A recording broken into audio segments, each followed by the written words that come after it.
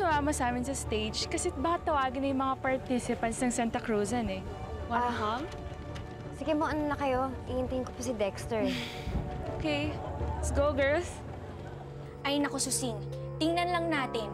Kung ikaw makaharap ng tikbalang, naku, mapapatakbo ka rin sa takot. Pag nakaharap ko. Ang tapang mo, ah. Talaga. Excuse me.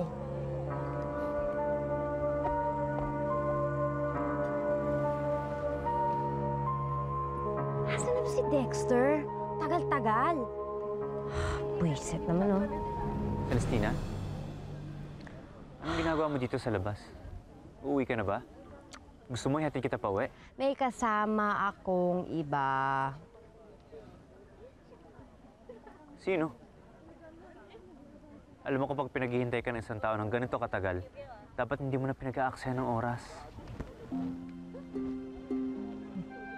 Alam mo, Andoy, pwede ba?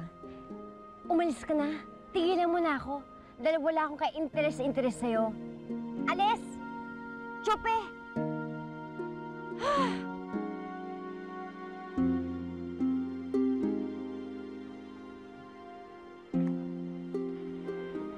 Kawawang Andoy. Habol ng habol. Hindi naman pinapansin. Payag ka ba na ginaganon ka ng Celestina niya? Kung tratuhin ka niya, para kang basura. Hindi ka man lang bababawi. Hindi mo ba siya gagantihan, ha, Andoy?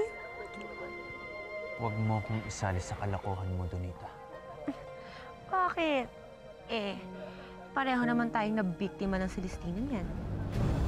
Pareho niya tayong pinagmukhang tanga. Pwede natin siyang gantihan. Pwede natin siyang sirain sa lahat ng tao.